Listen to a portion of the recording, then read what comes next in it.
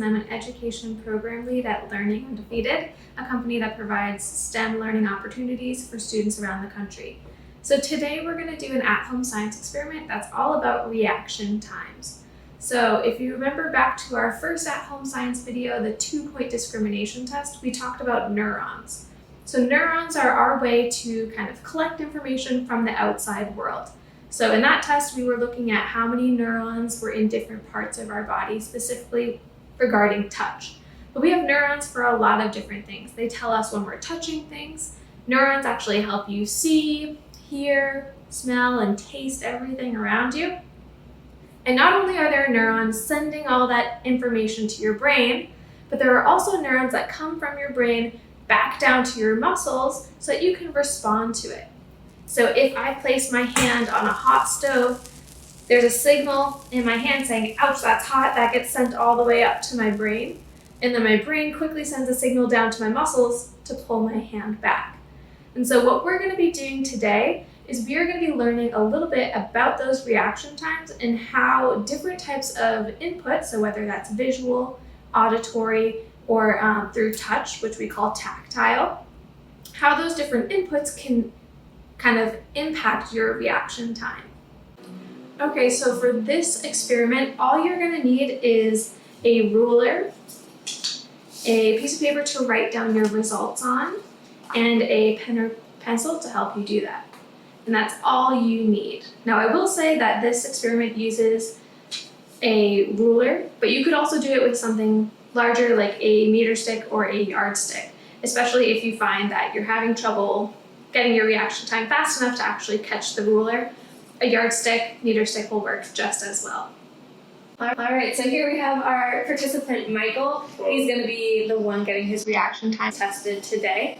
So all I'm going to have him do is just stick out his 2 fingers like so. And what I'm going to do is I'm going to take our ruler and I'm going to hold it so 0 centimeters is exactly like right above his thumb and finger. Okay? Now, all I'm going to do is I'm going to drop this ruler, but I'm not going to tell you when I'm going to drop it. Okay? But as soon as you see me drop it, you got to try to pinch your fingers together and catch it. All right? All right. So for that, we got about 21.5 centimeters. We'll go ahead and write that down. 21.5. And we're going to do a couple trials of this, so let's try it another 2 times. All right, we got about 23.5 that time. All right, and one more. Oh, better. So that time we got 15. All right, so then what we would do is we would average those measurements together to figure out what the average of those trials was. Once you do that, we also want to try some other inputs, right? So we just tested his ability to visually see this get dropped, and then he had his time to react to that. Next, we're going to do an auditory cue. So that means, Michael, you're going to close your eyes. Your fingers are still going to be held out. You're going to try to catch this ruler. But instead of seeing this ruler drop, instead I'm going to say drop. And at the same time, I'm going to let go of it, and you have to try to catch it. Sound good? Okay. Drop. Let's try it again. Drop.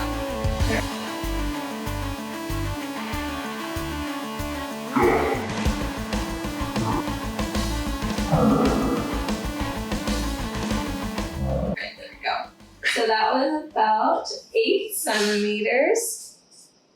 So we'll write that down. And then we're going to do it another 2 times, another 2 trials. Drop. Okay. And we got about 13.5. And finally, drop. Okay. We got about 20 that time, so it's kind of all over the place. But that's all right. Now, so that gives us an idea of the average we might get from just getting that auditory cue. The last time we're going to do this, and again, you're going to have your eyes closed, but instead of listening for me to tell you drop, I'm going to touch your arm, and so you get this kind of touch response that you have to then use to catch the ruler. Sound good? Yep. All right, fingers ready?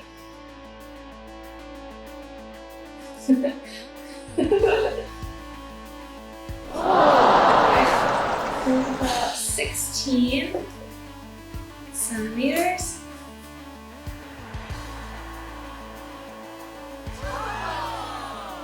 One.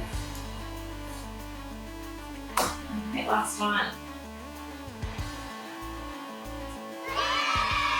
And 5. Okay. So once you've finished collecting all your data, you do want to take an average of your results. So you want to average your 3 trials for your visual input, average for your 3 auditory inputs, and then a average for your 3 tactile, right, touch inputs. Now, if you want to see how you compare to the average human, I do have some of that information with me thanks to backyardbrains.com. So the average human can catch that ruler in about 30 centimeters when they have a visual stimulus. Then for an audio stimulus, we see an average of about 15 centimeters. And when they have that touch stimulus, they can actually catch it in about 11 centimeters. So how did you compare to the average, and maybe why do you think you're maybe above or below that average? Now you can take these results and maybe keep testing to see what other questions we can answer. So what was the fastest for you? Your visual, your auditory, or your tactile? And why do you think that's the case? Another thing you could test for is to see, does gender play any role in reaction times? Does age play a role? Does it change if you use your non-dominant hand? So you want to see what ways we can kind of test and see how our reaction times are different to get more information about how they impact our lives. Now, if any of you are interested, I do have a challenge, and that is to take those centimeter measurements that you took and convert them into seconds, because that'll actually tell you the time it took you to react to the stimulus. So there's a worksheet that you can do that walks you through how to take your centimeter measurements and turn them into seconds. And that'll show you just how fast you are actually responding to those stimuli. Well, I hope you enjoyed this at-home science experiment. If you're looking for more, please look at learningundefeated.org/at-home science.